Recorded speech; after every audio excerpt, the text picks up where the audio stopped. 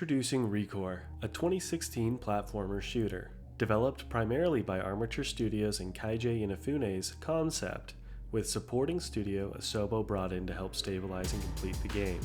I remember when this game was first being advertised and the excitement around it. From the mind of Mega Man creator Keiji Inafune and a story by ex-Bungie legend Joseph Staten, this would surely be a mega hit new property. This was obviously not the case, as I am guessing most people watching have never played and maybe even never heard of this game. After the initial excitement, lukewarm reviews turned me off from the game, and so it lay buried in my mind for years. Every once in a while, I would have the tingle to try it, but the cost always kept me away.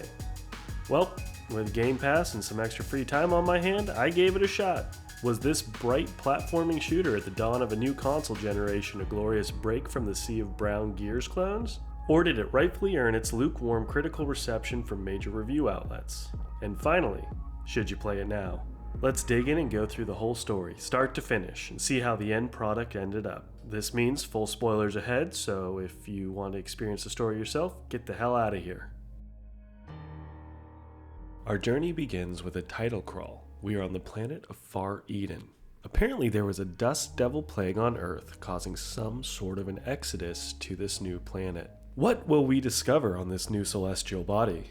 Lush, life-giving greenery? Oh, no. A literal hellscape desert. Guessing Earth must have been real bad off then. But hey, we have a dog. A robot dog. Far Eden. It wasn't supposed to be like this. Go on, Mac. It's over there. But if anyone could set things right, Jewel, I knew it would be you. Okay, we're looking for a power source. It's the only way we're going to get our crawler back online. We make our way to the glowing NVIDIA guide mark. Maybe they sponsored the exodus from Earth after realizing no profits could be made from the dead? Or maybe something else?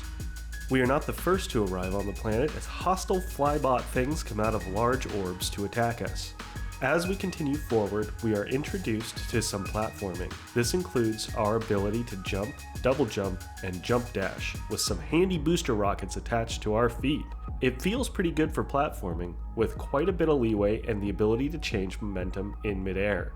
Reaching the summit, we are assaulted by lots of little baby spider bots that we pick off with our energy rifle.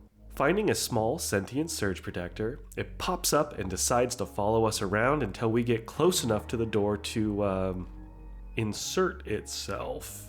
These little dudes will become a core gameplay element to progression. As we make our way deeper, one of the little guys tries to steal my Robodog. This is unacceptable, so I blast them. Unfortunately, I'm unable to save him as my shots seem to ping off, so now the chase is on. Reaching the far door, we are introduced to the world of fishing. We have to make sure to pull just right to extract the orb, keeping the door closed. On the other side, we are greeted by much more aggressive, color-coded spider bots than the little guys that we were fighting earlier. After fighting for a bit, RoboFido shows us that he's able to slam the ever-loving crap out of these enemies.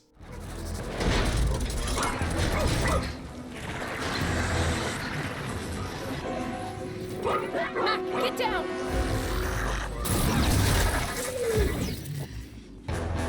Good boy. Upon reaching the other side of the door, NVIDIA shows us a crystalline core stuck in a stalactite. It's time to grab our objective. In order to retrieve the core, we must do some more fishing. Unfortunately, it's really good and stuck up there. That is, until we realize it's stuck in a big old spiky spider boy that drops down and tries to turn us into a crispy carbon stain. We fight on and successfully fish the mysterious power source from its body, literally ripping its life away to power our future endeavors. With the power core in hand, we begin to head home, a crawler that seems to be stuck in the sand. As we approach the crawler, we are ambushed by rogue core bots that can zap and stun, requiring a little waggle to get out of it. Fighting through the impediment and doing a little bit more fishing, we arrive home. After placing the core into our crawler's terminal, power is restored and we receive a message from our father that was pre-recorded from Earth. Oh, and according to him, everything was going as planned. The next notification we receive is that the pylon in the next sector is offline and has been for 96 years. Time to dump the sand out of our boots and get that pylon back online with our trusty pooch Mac. At this point, we now get access to the workbench. This allows us to customize the power and look of our Robo-Dog buddy. There are 3 main areas for upgrading. Research blueprints allows us to fabricate blueprints we have collected in the desert. Each blueprint not only has different stats, but also allows us to modify the look of our little pal. The Corebots menu is where you slot in the blueprints we have previously fabricated. Core Fusion makes use of the colored spheres that we put so much effort into fishing out of the hostile robots. It does a pure color for stat increase to the specified bot. With these upgrades added to Mac, he will be much more efficient in helping us survive the wasteland outside. Off we go to repower that pylon. As we head towards the pylon, Ghost Daddy gives us a little more backstory, advising us that Far Eden was the closest planet with an Earth-like atmosphere, and that it held potential. Obviously, something must have gone horribly wrong, leaving us all alone on this hostile ball of sand.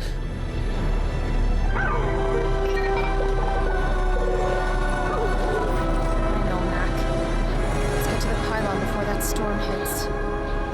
Approaching the pylon, we can see that it has been grounded. All I can assume from this is that it must have been floating and fallen down. Something obviously is broken with it though. We need to head to its control room to diagnose and see what still functions. Jewel mentions that the Corebot frames we are fighting seem to be modified from their original design. The reason for the changes is not readily apparent. All we know is that they now have more spikes and are more aggressive. We get a little bit more backstory of the colonization effort from Ghost Daddy. He whispers, psychically messages, communicates with us, or maybe it's one of our memories, somehow that the pylons are the key part of the terraforming project to make Far Eden more hospitable for humanity. The estimate was for the process to take about 200 years. However, if even one pylon failed, there was no telling what the effect could be. And since this pylon has been offline for 96 years, we now know why the planet is less of an Eden and more like an Exodus. Trying to get into the control room, we discover that the entry door is powered down and needs a power source. Thankfully, the prismatic core that we acquired earlier can be used to repower and open the door. Moving deeper into the facility, we find a transporter. When activating it, there is data stuck in the buffer. Well, it turns out that this data is Security Officer V1-0LT, or Violet. What's your name? Violet? Who proceeds to start ordering us around like it owns the place. We discover this little clanker is the one that's been impeding our movement by locking down transfer plates. Violet's reason? The revolution! Whatever that is. Stupid clanker. Anyway, Ghost Daddy lets us know that Far Eden was discovered to have a lot of rare minerals that would be helpful for rebuilding civilization. Entering into a large cave, NVIDIA shows us the pylon controls, a large double pyramid. We try to turn it on, however we have insufficient prismatic cores. This leads us on a little jaunt, an expedition, inside the cave network. As we delve deeper, we acquire a red ammunition amplifier. This allows us to shoot red-colored laser, which will allow us to light bots on fire and do additional damage to the red-colored enemies. A little Simon Says. After some more exploring, aggressive robot disassembly, and a little fishing, we acquire 3 out of 4 of the additional cores needed to power on the Pyramid Intel processor. On our way to the 4th core, we discovered it is an integral part of a large spiky ram muskox robot thing called the Skull Cracker.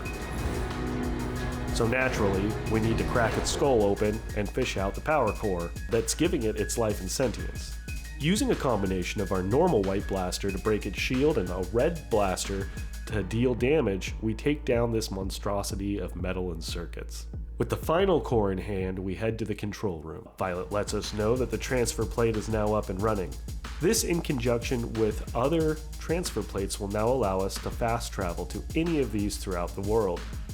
Returning to the surface, we are confronted by two things. One, the storm that we took shelter from has moved the sand around, and now there are new paths available for us to explore. Two, we have begun to receive a ping from an old emergency beacon. Unfortunately for Jewel, she doesn't realize that she has a voyeur, Victor, a gold-faced humanoid spiky boy that seems a bit grumpy from our escapades.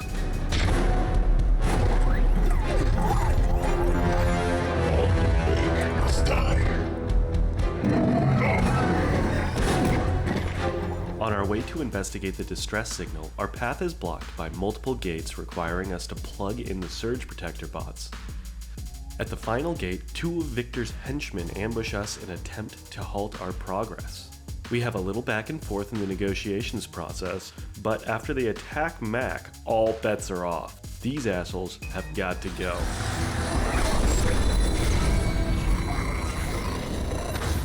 Yoink, that'll teach them. Ghost Daddy chimes in to say that there is no way to bring all the equipment from Earth that would be needed. The equipment would need to be built on site. Thankfully, that is where the natural minerals found on the planet will come in handy. As we get closer to the distress signal, we have to navigate through a quarry pit that has seen better days. Unfortunately, the centrifuge around the pit has fallen into disrepair and we need to power on the floating platforms to progress. This leads us on a detour into scaffolding surrounded by quicksand that will kill Jewel if she stays in it too long. It's also incredibly annoying since you lose all momentum and movement options. From this point on, Ghost Daddy is going to be called GD. He chimes in to let us know that even though humanity didn't bring all its machinery and materials to Far Eden, the Corebots would recycle these materials from life ships. Since there is no plan on returning to our home world, this was thought to be acceptable. We get the floating platforms in place and are back on track, only to be instantly blocked again. A little hopping, boosting, and running gets us out and past the quarry. We pick up an audio recording that tells us the complete history of ReCore.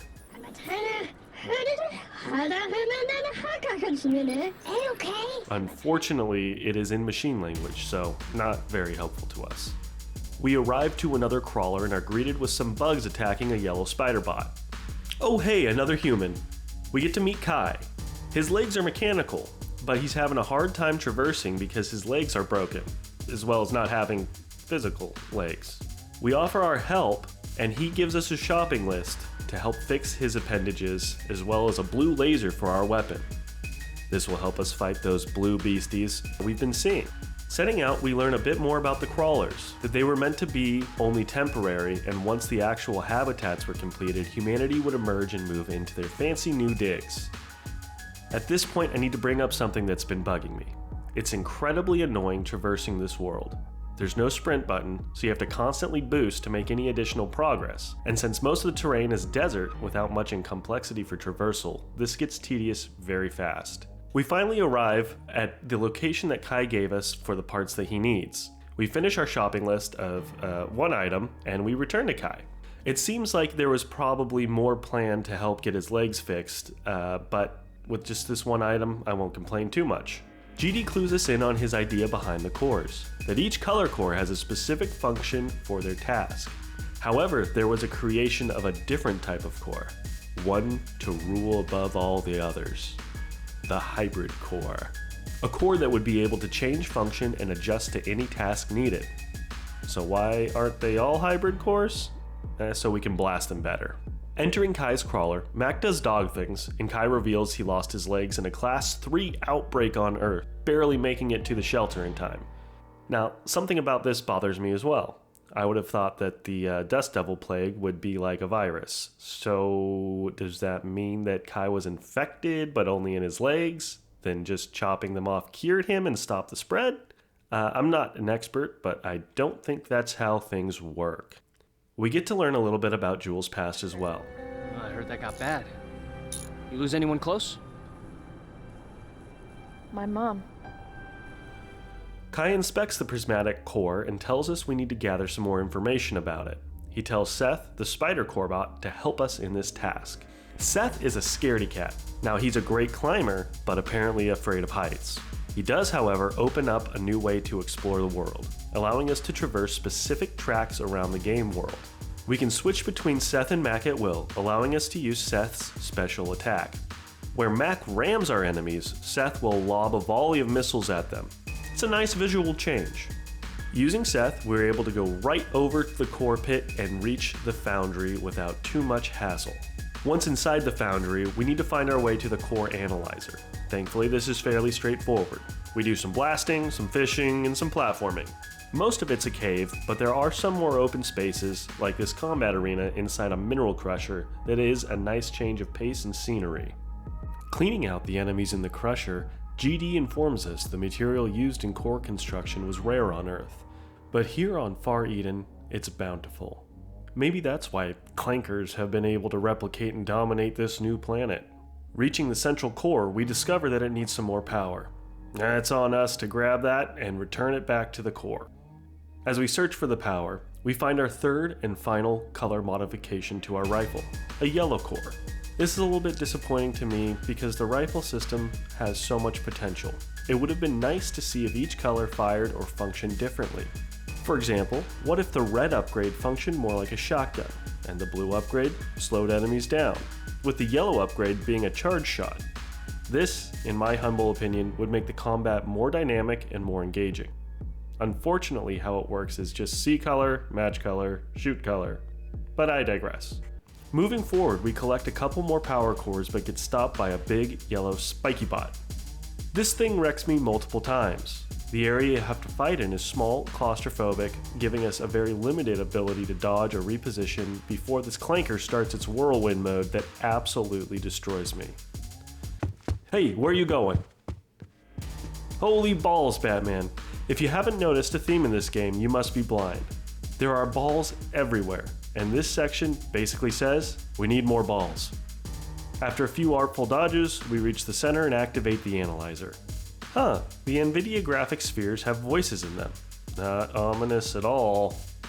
As with any NVIDIA graphics core, the system begins to overheat, so in order to save the foundry, we must destroy the heat sinks. This has never made sense to me in any game. Why would destroying columns venting heat help to vent heat? Well, I guess I'm no engineer, so maybe I'm just wrong. Now we're off to crack the encryption. We need to head to the E-Tower and take a tram over. After battling our way through the facility, we reach the tram controls. After activating the terminal, we must wait for it to arrive. Of course, we can't relax as a giant spiky spider boy pops out, the bolt cutter. I guess someone doesn't want us going to the tower.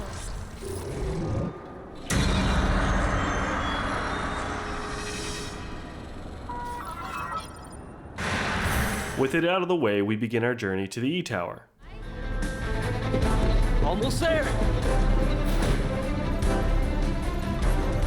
Holy crap, those repaired legs are good. Can I get a pair? I'm fine, just wanted to see what the parts you got me could do. The E-Tower. The heart of Far Eden. Looks shut down. Just like the pylon in the factory. But not for long. Listen, Jewel. I didn't want to tell you over the radio.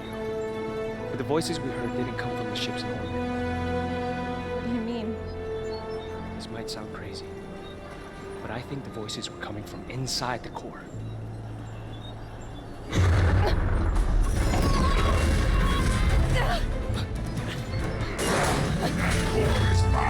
So you're Victor. Jewel, get out of here. Thanks to Kai's sacrifice, we are able to escape and continue the mission. We do have a couple things to unpack here though. Apparently the voices we are hearing, including Ghost Daddy, is coming from the core. What is NVIDIA up to?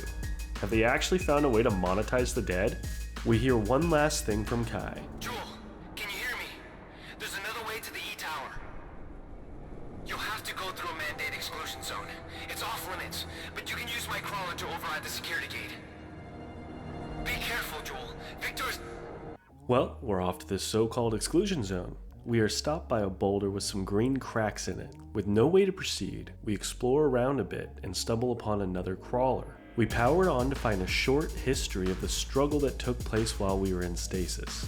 The images depict Victor messing with the bots in order to attack the remaining crawlers. Opening a stasis tube, we see that we really are the last of us. Suddenly, a big old core bot pops out. Both of you, wait!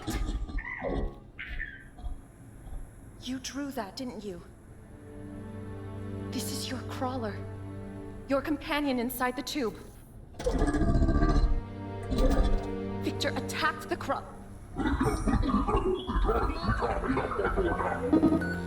you couldn't stop him on your own.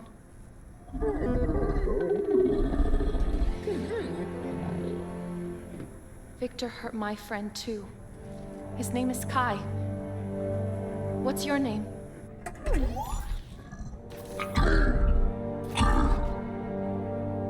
Oh, well, hi there, Duncan. Jewel immediately knows how to put him to work. With 3 companions, we now have the ability to switch between any combination of 2 of the 3 core bots in our posse. Using Done Can, we proceed past the blockage. His fighting style is as you would expect. An up-close bruiser able to shockwave out spicy AoE fire. Kinda like a Taco Bell. We make our way through the shifting sands. Enemies have had a sharp increase in level and difficulty. We have to traverse on foot for what feels like forever. Violet chimes in and offers up a side quest. In my biggest mistake during this game, I ignore her and continue my journey on foot. Well, after cosplaying as Moses and wandering around the desert for what feels like an eternity, we get some additional direction. We must head through what is colloquially known as the Warren, this game's version of a sewer level. However, we must first make it through the shifting sands. As our sojourn in the shifting sands continues, we blast, platform, and fish. Wait, there's no platforming here because it's a desert with sand. In any case, we finally arrive at the entrance to the Warren. On the inside, we're greeted with bots that spew out toxic fumes. Blasting them, we're able to continue only to be stopped by a small ledge with some steam coming up from a pipe in front of it. Find it kind of hard that Jewel can't make it up this ledge as we've been flying around the rest of this map, but oh well, tally-ho, time to delve deeper into the Warren. This area is focused on platforming with a specific gimmick. The ceiling and not just the floor will kill you.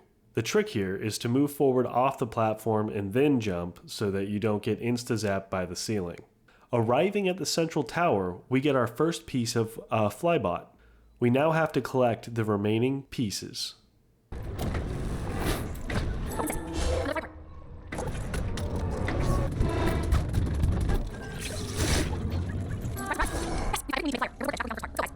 Return to the central pillar to put them all together.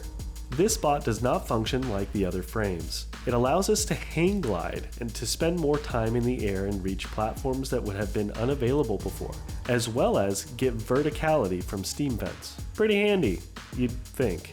In order to use it though, you must switch out a main frame from either Duncan, Seth, or Mac and put them in the Flybot frame. This will finally allow us to use the gliding and liftoff features that the Flybot offers. The trade-off is that we cannot use the function of the original frame. So for example, if we change out Seth's frame to the Flybot, we will get all the traversal features that the Flybot offers, but we are no longer able to use Seth to climb on the walled tracks.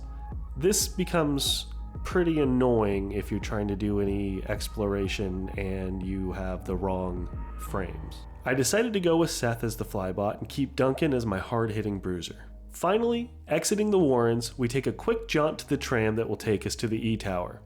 We discover from GD that the E-Tower, or as we are now learning, Eden Tower, is the facility responsible for controlling the entire terraforming system by utilizing the Prime Core.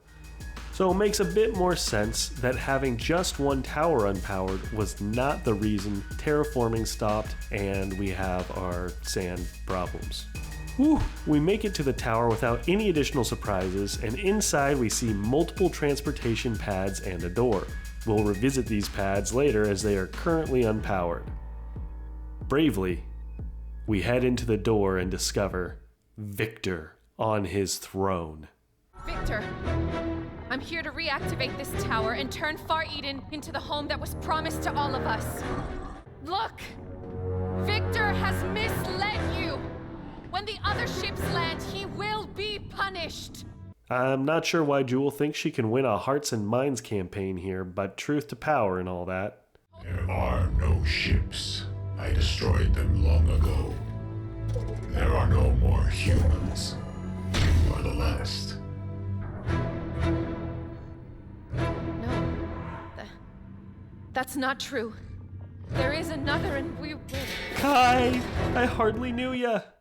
Literally. Your friend is dead.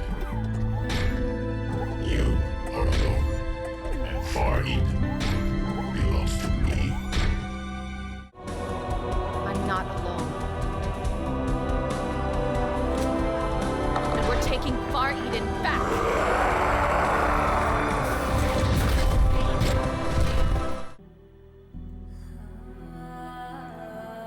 The end. No, but seriously, I almost quit right here. For the life of me, I could not kill Victor. Death after death, making no progress, and getting more frustrated. For context, it took me about 4 hours to get to this fight, and for the most part, I was enjoying the journey. Admittedly, I hadn't done much of the side content throughout the world due to it being a bit boring, boiling down to two types of challenges. One focuses on combat, and the other focused on platforming.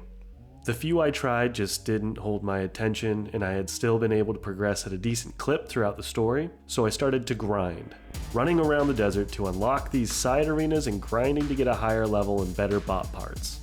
I was not enjoying it. I felt directionless, and rerunning the same side dungeons over and over again to get slightly better times and rewards to upgrade my bots was not a satisfying experience. I had been saving Violet's side missions until the end of the game because for some reason I thought it was endgame content, being that it was released after the game came out and the enemies in the area seemed to be very high level. Well, after hitting this wall and turning off the game for a few days, I came back refreshed, and boy was I glad that I ended up doing Violet's mission. In the first quest that Violet gives you, you get a tank bot. This thing makes traversing the desert much faster, solving one of my earlier complaints. Unfortunately, I had already spent some time running around the desert. But then, get this. Remember that I was complaining about a lack of different firing options for the guns? Well, in subsequent side missions, you get different firing modes. It's like somebody from the past directly listening to my complaints. The first upgrade you get is a grenade lobber that you can charge up to fire multiple arcing bombs that decimate enemies. The second, a multi-lot guided launcher. This helps with clearing swarming enemies like all those little bug bots. The final being a laser that can penetrate enemies with deflective coating, whereas before you would have to try and circle strafe around to their backsides and hope they didn't turn on you and hope that your bot buddy would keep them occupied. Violet's quests focus on the Eye of Obsidian, a subsidiary of Victor. The main point of these quests is to level up, get you geared up, and get you ready to fight the actual final boss, which we'll get to later. This content was all added in the definitive edition and not available at launch. If I had played this on day one, the game would have been a painful grind as it still took me another 6 hours to get to the actual end. This side sequence of quests literally saved the game for me and stopped me from turning it off forever unfinished. Eventually, I hit another level wall though, inside the side content, which would require some more grinding, and decided to try my hand at Victor again. Let him have it.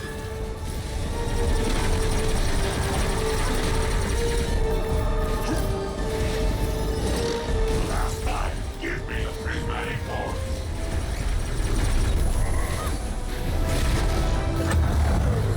Boom. Easy win. Suck it.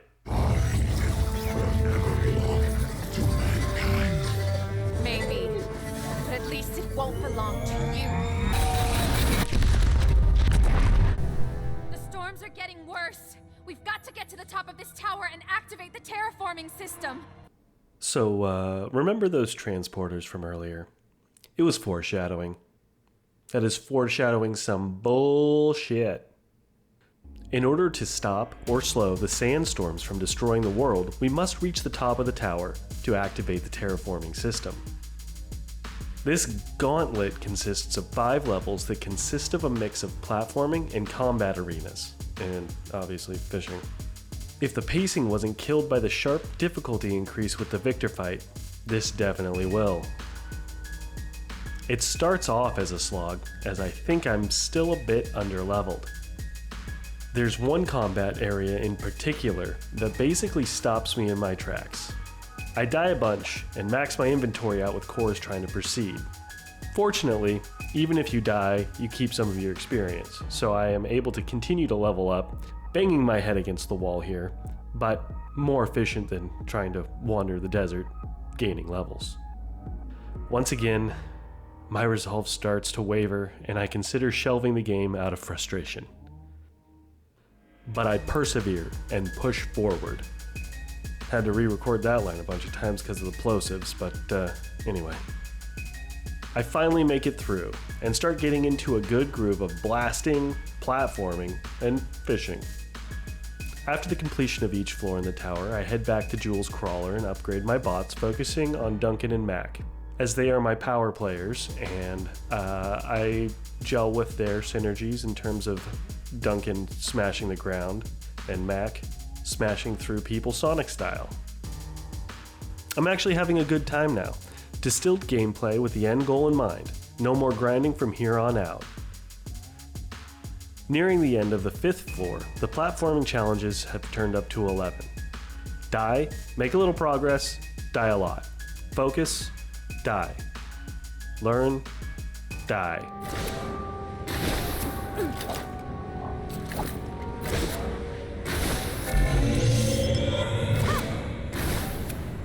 Oh my god! I made it, but Jewel doesn't grab the frickin' ledge.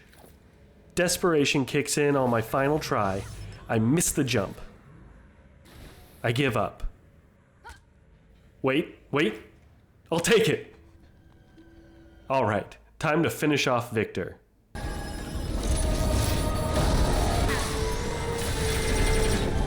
Stronger and stronger. And to the victor goes the spoils.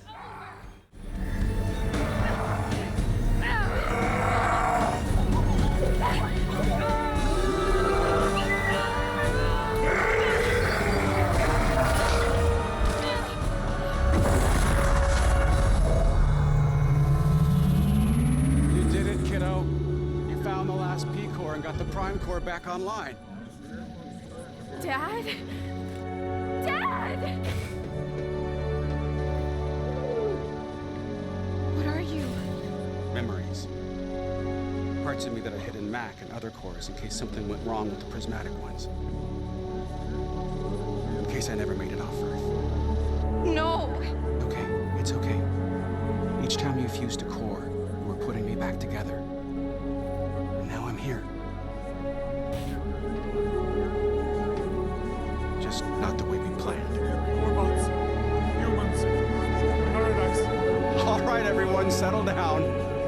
Especially you, Julius. I've gotta go. You need me.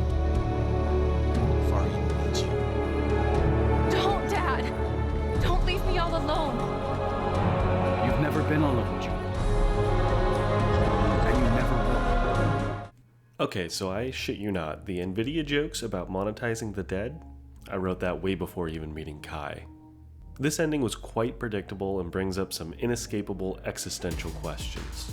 While we find out later during Violet's quest that there is in fact at least one more human life ship that was not exterminated by Victor, Jewel is for all intents and purposes alone, at least physically. She is shown what is basically an afterlife that seems to be a Garden of Eden, and the ability to reunite with her father in what seems to be a pretty idyllic place. Now, maybe the process is no longer achievable, the tech being destroyed by Victor's rampage, but still it makes you wonder why Jewel would want to continue in a desolate landscape into old age with hostile core bots still active around the world, and every year making her older and less able to contend with the challenges of Far Eden, slowly succumbing to old age and loneliness with only semi-coherent core bots to keep her company. We do find out that Kai does seem to still be alive, so maybe that will give her the will to keep her going in this apocalypse, but we don't actually know much about Kai's personality.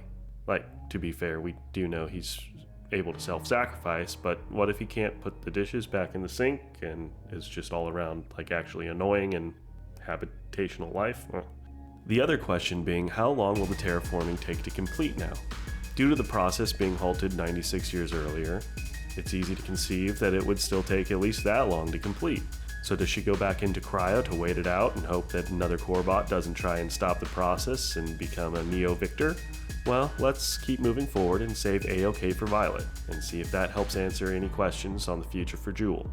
Oh, wonderful, more grinding. Well, in for a penny, in for a pound. I was hoping that getting through the tower would level me up enough to just continue on, but nope. Well, in the meantime, let's dive a little deeper into Violet's history. Most of Violet's early struggles are told through audio logs, but are in that machine language. So, in order to find out what the heck she's saying, you have to read them in the menus. In the logs, she chronicles the initial fight between Victor and his corrupted core bots against Caesar and the bots loyal to humanity, detailing the initial uprising against Victor and how he ripped cell bots out of their sockets to close and partition the area around Pylon 512 into a lockdown. She laments on her cowardice in avoiding the confrontation between Victor and Caesar. She goes into some additional detail on the struggle against Victor. It's pretty basic stuff, but does add a little extra flavor to the story's background. It is a shame that the devs were unable to bring this lore more directly into the story and is just hidden behind collectible audio logs that can't even be listened to properly. In these logs, we learn some more about A-OK, that he was captured by Victor and forced to create modifications to the core bots in order to fight Caesar's forces. This is how we get all the spiky boys. Victor also had him build a super weapon, but A-OK, in a similar fashion to the Death Star, built in weaknesses to exploit, unbeknownst to Victor. However, in order to destroy the super weapon, we must free A-OK. With this information in hand and our weapon and cores leveled up, we head out to free him. Get him! That one!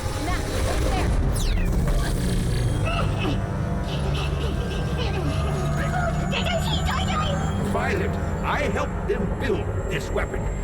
Now I'm going to destroy it. I'll overload my circuits and... I have to do this. For everyone on that ship. For the future of Far Eden. For the revolution. And all the cores we lost.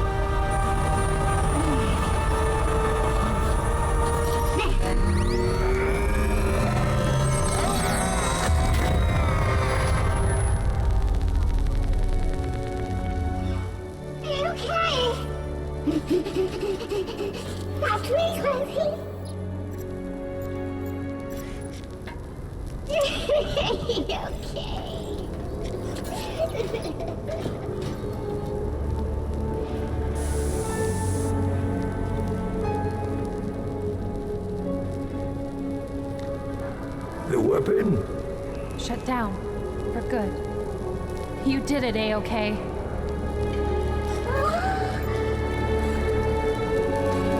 No, we did it. And that was ReCore. We don't get any new information on Kai or Jewel's plans for the future. And unfortunately, the feeling on completion for me was one of relief, of finally not needing to play it anymore. I was happy it was over. Not because of a satisfying finale, but more that I didn't have to play it anymore.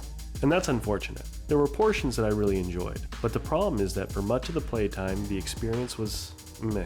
Then, the level gating destroyed any sense of urgency and flow I did have. It seemed like every time I started gelling with the gameplay systems, there was a portion that just sucked the fun out of it. Now that could be a skill issue for me, but with no difficulty options to speak of, I was not able to tailor the experience to my level of skill. The story was there, and for the most part, it did its job in the moment-to-moment, the first half of the game. But due to the required grinding and side dungeons, the second half really floundered for me. I would say give this game a chance if you have nothing else you're interested in playing and always wanted to see what this was about, or if you're a schizophrenic Boston Terrier that loves balls. Well, thanks for making it to the end of the video. Please let me know what your experience with ReCore was like down in the comments. Also, if you enjoyed this video, I'm planning on making more in this style in the future, so if you're interested in this sort of content, please consider a like and a subscribe. Anyway, until next time.